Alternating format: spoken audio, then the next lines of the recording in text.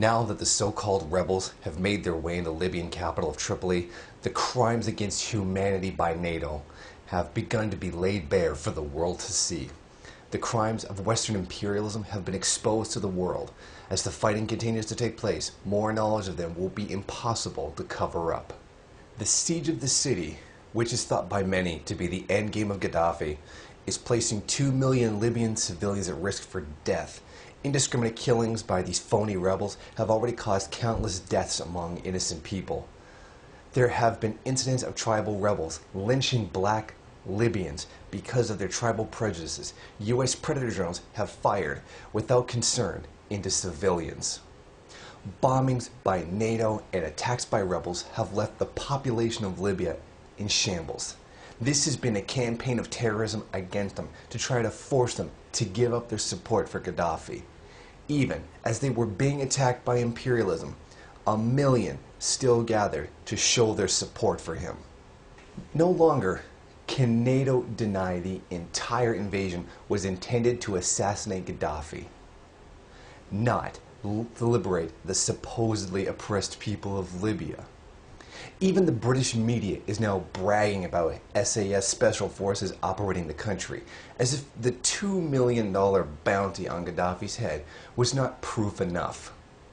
The Associated Press has reported that a tent city was raised near the Gaddafi compound in support of Gaddafi has been massacred by the so-called rebels. Some were found with their hands bound behind their backs and shot. Reporters covering the bloody find referred to it as a killing field. They also found burned bodies inside an ambulance, one of them still with an IV drip in its arm. Amnesty International has already created a report around one of the NATO detention camps. In an overcrowded cell where 125 people were held with barely enough room to sleep or move, a boy told Amnesty International how he had responded to the calls by al-Gaddafi's government for volunteers to fight the opposition.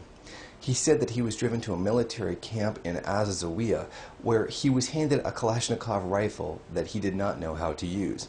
He told Amnesty International, when NATO bombed the camp around the 14th of August, those who survived fled. I threw my weapon on the ground and asked for refuge in a home nearby. I told the owners what happened, and I think they called the revolutionaries Thurwar because they came shortly after. They shouted for me to surrender. I put my hands in the air, and they made me kneel on the ground and put my hands behind my head. Then one told me to get up. When I did, he shot me in the knee at close range. I fell to the ground, and they continued beating me with the backs of their rifles all over my body and face. I had to get 3 stitches behind my left ear as a result. In detention, sometimes they still beat us and insult us, calling us killers.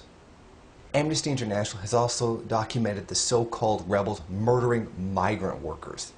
The NATO-backed forces claimed that they were foreign mercenaries, but interviews with those merely captured reveal this to be a lie. They said they were captured at gunpoint by NATO-backed rebels and then forced to a detention center where even more were killed. Have no illusions. Believe no media lies. This is the true face of the American empire. This is what the war was always intended to do. The murder of Libya was always the goal of NATO. This is nothing more than the destruction of a country and a people's lives for the benefit of a few in the first world. The blood of innocent people will be poured directly into the coffers of the wealthy elite. The deaths and tortures of these people are directly a result of capitalism's insatiable hunger for profits. U.S. President Barack Obama and every other leader who has supported this war belongs in prison for life for war crimes.